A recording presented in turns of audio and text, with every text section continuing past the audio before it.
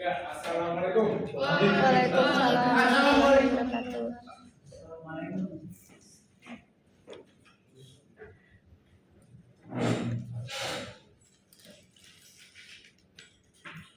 Ya, selamat siang bagi semua. Siang. Ya, sebelum kita mulai pembelajaran, tolong dirapiin dulu nih. Kalau boleh dirapiin, siapa yang akan aktif? Ya, sekarang ketua kelas di Binoa. Ali. Azhar balik. Baiklah teman-teman, sebelum kita belajar alangkah baiknya kita berdoa terlebih dahulu. Berdoa dimulai. Berdoa selesai. Ya, saya dulu ya. Indah masuk nggak? Adi. Ya, suaranya Indah. Ya, Hadir ya. Hari ini nama aja. Nabila Mama. Hadiro. Ya, terus siapa lagi nih yang belum kita? Azhar Ahmad. Hadir. Ali. Hadir Pak. Hasan. Ayo. Orin. Hadir Pak. Asmar. Hadir. Ini semua masuk semua kan?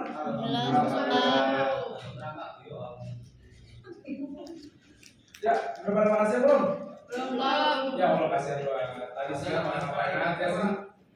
Ya, baik sebelum Bapak menerangkan materi, Bapak akan review nih materi sebelumnya. Nah, semua ada yang ngerti nggak materi sebelumnya itu apa? Kita bahas sekarang. Alat teruji. Ya, tahu nggak alat teruji yang kita bahas itu apa aja? Siapa? Ya, itu apa? Yang pertama ada amal soleh, toleransi, musyawarah dan ukhuwah, Pak. Nah, tuh. Oke, baik. Sekarang hari ini apa dia? Coba sebutkan ukhuwah apa aja? Ya, bentar lagi. Terbagi jadi tiga. Yang pertama ada ukhuwah Islamiyah. Kasih Bapak. Kalau ukhuwah Islamiyah itu persaudaraan antar sesama umat Islam. Kalau ukhuwah Basyariah persaudaraan dalam kemanusiaan. Ya. Itu yang tadi nih ukhuwah Islamiyah itu persaudaraan sebangsa dan setanah air. Ya, benar. Ya. Alhamdulillah ya, semua sudah bisa memahami materi kemarin Bapak ajarkan. Lalu selanjutnya kita akan membahas Bapak akan menyebutkan tujuan pembelajaran ya. Yang pertama, kita harus memahami dan membiasakan diri untuk menghindari sifat munafik, marah, dan keras hati. Lalu yang kedua, kita menganalisis peristiwa yang mencerminkan sifat-sifat munafik, marah, dan keras hati. Nah, jika kalian belajar ini, kalian akan insya Allah akan terhindar dari perbuatan yang tercela. Ya baik ya. Sebelumnya Bapak tanya dulu nih, kan kita bahas tentang munafik, marah, dan keras hati. Sebelumnya ada tahu kan nih ciri-ciri orang munafik? Berkhianat apabila ia berbicara. Ya suara Pak. Enggak ya, nggak ada yang munafik di sini ya, insya Allah ya. Ada Pak. Ya baik. Anak-anak yang Bapak banggakan, sebelumnya Bapak memperhatikan nih aktivitas ini nih. Bapak perhatikan anak-anak di sini semuanya apa? Semua itu adalah individu-individu yang bertalenta. Ya, individu-individu yang aktif dan yang saya lihat ini semua berintelektual tinggi nih. Nah, maka dari itu Bapak memilih metode group resume. Kenapa Bapak memilih metode group resume? Karena grup ini akan membuat kalian menjadi lebih aktif. Yang pertama, kedua akan menggali potensi-potensi dari diri kalian masing-masing untuk meresum materi-materi yang akan kita bahas ini.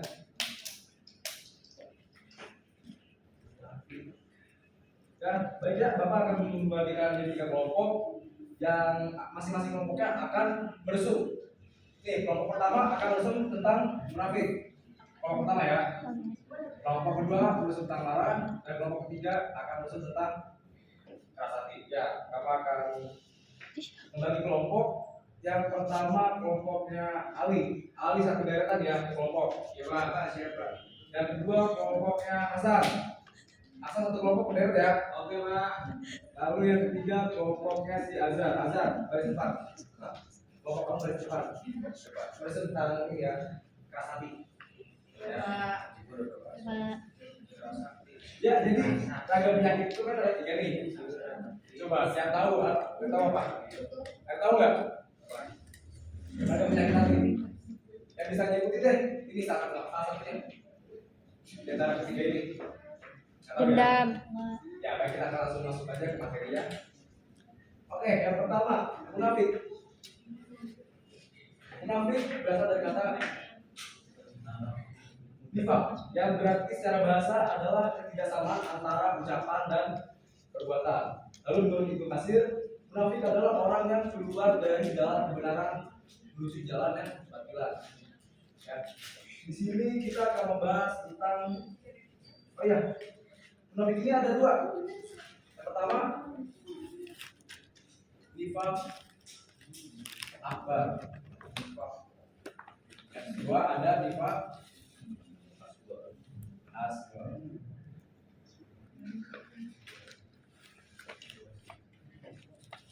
Ini tidak beda jauh ya, tapi bedanya itu kalau nifaq akbar dia menampakkan keimanan kepada Allah, tapi sebenarnya dia tidak begitu, alias dia nolak percaya kepada Allah, alias berpura-pura aja. Sedangkan kalau ini kalau munafik kecil itu dia secara jelas menampakkan amal-amal, jadi dia berbuat amal baik padahal bertolak belakang. Dia tidak berpikir seperti itu. Itu yang sangat tentang mulai agama. Ya, kalau di ini ada Quran surat An-Nisa ayat 104. Yang artinya sesungguhnya orang munafik itu ditempatkan pada tingkatan neraka yang paling bawah. Ya, dan kamu sekali-sekali tidak akan pernah mendapatkan pertolongan dari siapapun. Ini bagaimana kalau sangat melaknat perbuatan orang munafik. Orang kafir ini lebih tinggi tingkatan, lebih parah daripada orang kafir. Ya, lalu dalam pembahasan hadis Rasulullah yang diriwayatkan oleh Muttafaqun alaih, tanda-tanda ciri-ciri orang munafik itu ada tahu kan tadi apa aja disebutin? Bohong. Ya, yang berbicara dia berdusta. Berdusta ya. Apa yang dia berjanji dia Berkhianat. Kalau apabila dia bukan amanah dia amanah. Ih, bukan. Apa ayo? Dia mengkhianati nyawa, akibatnya berbuat Di dalam.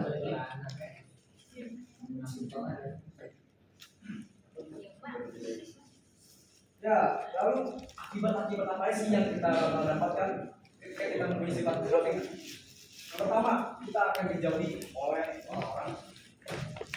Kenapa dijauhi oleh orang? Karena orang menganggap sifat munafik itu adalah sifat yang sangat tercela.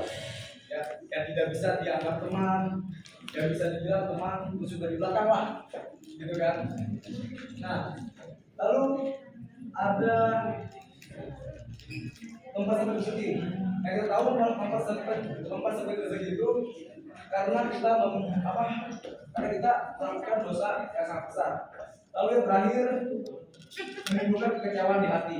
Nah, lalu kita akan lanjut ke pengertian marah atau godam. Ya, marah ini secara etimologi adalah godam. Ya, lalu marah dalam pengertian godam ini bersifat negatif. Kenapa? Karena marah bersifat negatif ini membawa kita kepada jalan kebatilan.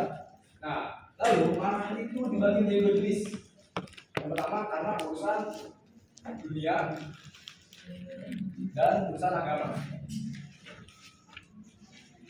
Nah, kalau kita di urusan dunia kita marah, itu kita tidak diperbolehkan. Contohnya ketika misalnya siapa ya? Misal Mori di dalam diserempet orang, terus Mori tiba-tiba ngumpul, orangnya masuk ICU. Nah, itu kan nggak boleh, sebenarnya nggak boleh kan? Karena itu perbuatan tidak terpuji. Nah, tapi kalau agama itu diperbolehkan. Kenapa? Kita diwajibkan untuk membela agama.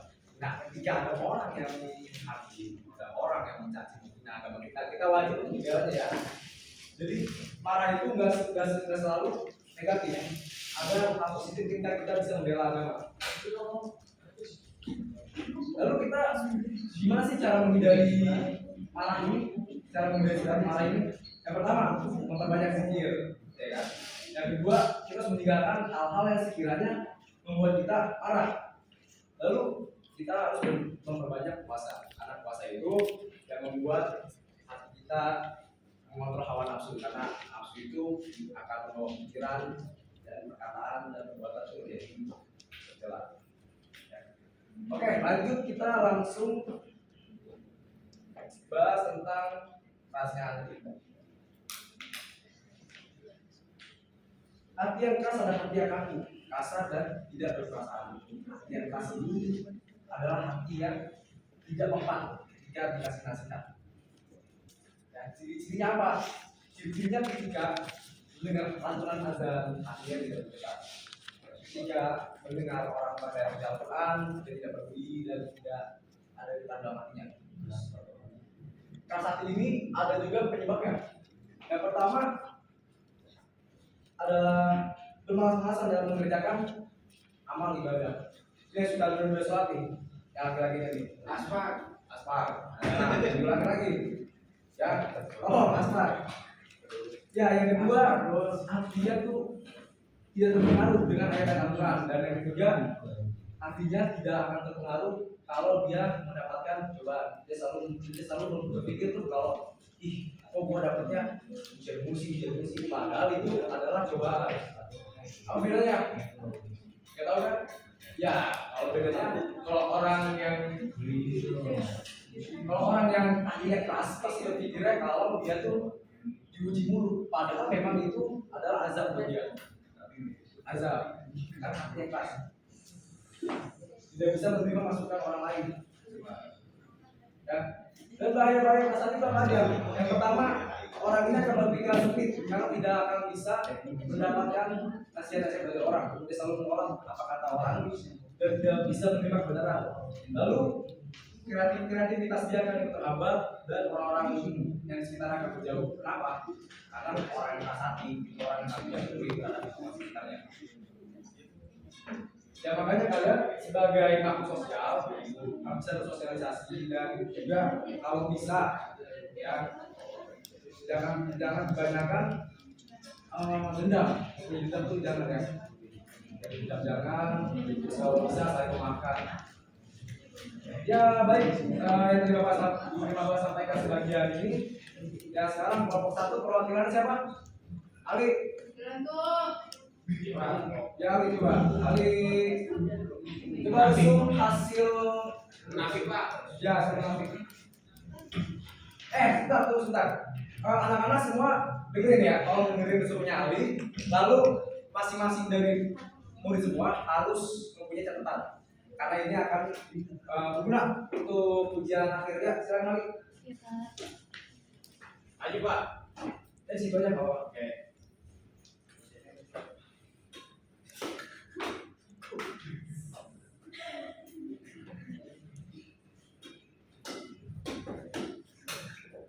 Ya Ali, ayo silakan. Ya Pak. Kelompok ini nyatet nggak sih? Iya Pak, nyatet Pak. Coba ya kerjain Pak. Ya Pak, jadi munafik adalah orang yang keluar dari jalan kebenaran masuk ke jalan kesesatan. Ya. Di sini perbuatan munafik terbagi menjadi dua, Sorry, jangan bercanda, dia dulu. Iya Pak. yaitu yang akbar dan ada yang asghar Pak. Ya. Kalau yang akbar itu adalah ketika seseorang menampakkan keimanannya kepada Allah, tetapi sebenarnya dia tidak percaya dan menolak hal tersebut. Kalau yang asghar itu berarti seseorang yang menampakkan secara jelas segala amal-amal yang baik, tetapi nyatanya tidak seperti itu, bahkan bertolak belakang. Contohnya asghar Pak. Habis itu kalau tanda-tanda orang munafik itu, kalau dia berbicara dia berdusta, kalau dia janji dia ingkar, kalau dia bertengkar dia berbuat dosa, dan yang terakhir apabila dia diberi amanah ia mengingkari tanggung jawab. Habis itu yang terakhir akibat buruk perbuatan nifak yaitu hilangnya kepercayaan, tidak disenangi dalam pergaulan dan mempersempit rezeki Pak. Oke, selanjutnya terima kasih Ali ya. Selanjutnya kelompok 2, perwakilan siapa? Saya Pak. Hasan, ya silakan. Bodok ya Pak. Ya, benar. Nah, jadi gini Pak, bodok secara etimologi berarti marah. Ya. Marah dalam pengertian bodok bersifat negatif. Marah merupakan penyakit jiwa yang ada di dalam diri manusia. Nah, bodok ini terbagi dua macam Pak. Pertama urusan dunia Sorry. dan agama. Tahan, sorry. Kamu dari tadi ya. Keluarin deh Pak. Lanjut. Sekarang ya. Lanjut Hasan. Jika marah karena urusan dunia itu dilarang, sedangkan urusan agama diperbolehkan. Ya, betul. Bahaya dari bodoh. Urusan akan disulitkan, dijauhi oleh orang dan hidupnya tidak tentram. Ya. Selanjutnya cara menghindari bodoh, Pak. Ya, ayo. Yang pertama ialah istighfar kepada Allah. Astagfirullah. Yang kedua, meninggalkan hal-hal yang membuat emosi. Yang ketiga, perbanyak puasa. Sekian, Pak. Ya. Baik. Selanjutnya kelompok terakhir, kelompok 3. Hasan, resum hasil hati. Hati yang keras. Hati yang keras itu biasanya tidak berperasaan. Tanda hati yang keras. Sorry. Ini apa?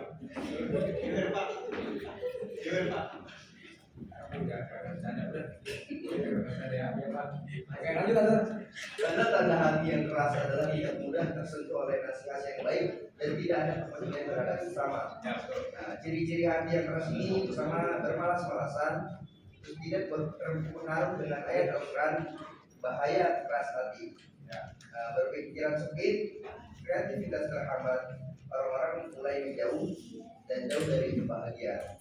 Jadi cara menghindari hati keras itu pertama kita perbanyak membaca Al-Quran, terus mengatur pola makan dan bangun malam.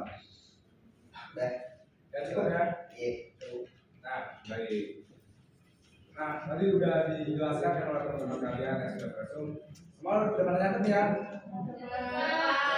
Baik, kalau sudah tercatat, ada nggak sih pertanyaan yang terlintas dalam benak kalian yang tidak masuk pada pembahasan saya hari ini?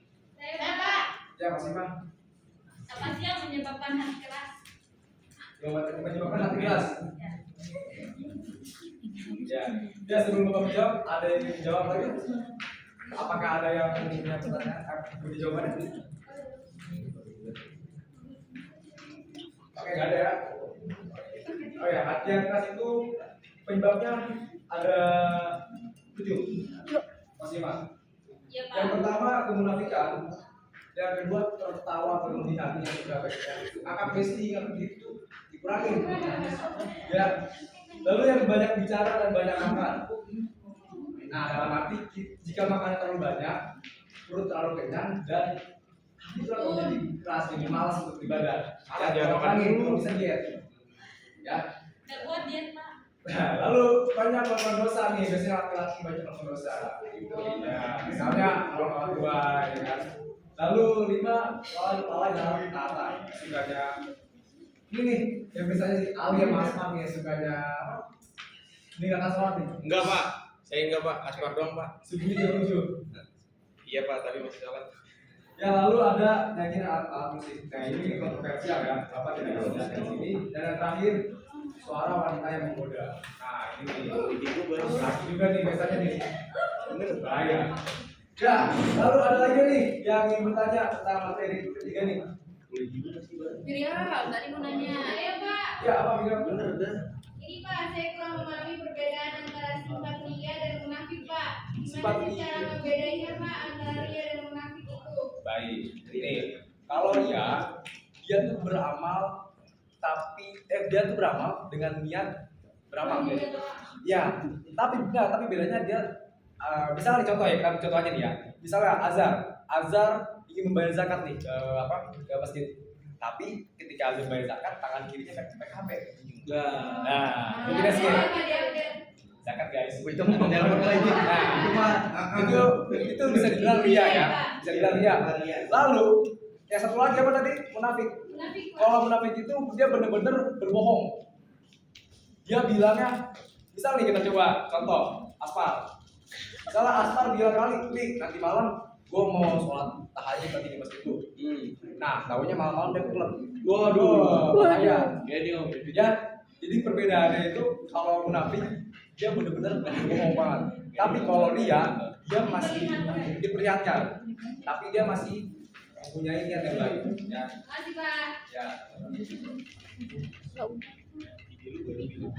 Baik, apakah ada lagi yang bertanya? Sudah Pak. Sudah. Oh, ya kalau nggak ada pertanyaan saya bertanya nih. Ya, saya bertanya coba nih yang kayak tadi pada tawa-tawa juga di Sorry Pak. Sarah. Ya. Coba Sarah, bagaimana sih cara kita menghindarkan sifat marah, sifat berat ini? Cara menghindari sifat marah yang pertama, meredam rasa amarah dengan sabar. Yang kedua, berzikir kepada Allah. Ya. Yang ketiga, berwudu. Yang keempat, merubah posisi atau berdiam diri. Betul. Dan yang kelima, memberi maaf. Ya, cukup ya. Ya. Ya, ya. Baik, ya alhamdulillah memang yang saya perhatikan kalian semua sudah bisa memahami ya apa 3 ragam sifat yang tercela pada hari ini. Ya, ada bisa membuat kesimpulan dalam pelajaran kita pada siang hari ini. Saya Pak. Siapa mulia? Ya, silakan. Saya. Kesimpulannya yaitu ragam penyakit hati yang kita pelajari hari ini ada 3, yaitu sifat munafik yang ciri-cirinya berdusta, berkhianat, dan ingkar janji. Lalu sifat bodoh atau pemarah, ini sifat yang harus dihindari karena akan membawa kita ke jurang penyesalan. Dan yang terakhir keras hati adalah hati yang tidak bisa menerima hidayah karena lalainya ibadah dan kurangnya berbuat baik terhadap sesama. Ya, baik, terima kasih ya Mulia ya. Ya, alam tercela karena penyakit tadi ini bukan hanya berdampak pada diri sendiri, melainkan berdampak pada lingkungan kita dan orang-orang. Ya, ya baik, sebelum Bapak menutup pelajaran, Bapak akan mengasih hadiah kepada siapa yang bisa menjawab melalui benar ya. Cepet-cepetan. Kayak tahu nih. Apa? Kalau kan nungguin kan? Ya. Mengapa orang munafik lebih berbahaya daripada orang kafir? Cerita, saya tahu saya kasih dia. Tapi dua-duanya dengan kafir. Kenapa? Apaan? Itu aja. Kenapa? Tahu kalian? Mengapa orang munafik lebih berbahaya daripada orang kafir? Kalau munafik itu udah tentu kafir. Kafir itu belum tentu munafik. Kenapa? Saya alasan. Kalau orang kafir jelas dia kafir. Kalau orang munafik dia masih Islam, cuman mukanya dua. Bisa, saya alasan sini. Saya kasih Bisa. Calon ayam baru. Jawab dari Eropa. Alhamdulillah. Eropa sebelah tengah ya Pak. Ya, ya alhamdulillah anak-anak kasih ini semua aktif ya. Bapak akan memberi tugas kepada kalian. Bukan kata selama 20 ya. Nanti kerjakan PJ dan esainya. Lalu untuk minggu depan kita akan membahas tentang adab dalam bergaul. Supaya kalian bergaulnya terarah ya. Ya baik, sekian mau mengucapkan terima kasih. Semoga kita menjadi lebih lagi. Ya, kertas mau dipimpin doa. Apa nulis? Subhanallahumma wa bihamdika asyhadu an la ilaha illa anta astaghfiruka wa atubu ilaik. Baik ya, terima kasih. Assalamualaikum warahmatullahi wabarakatuh. Waalaikumsalam warahmatullahi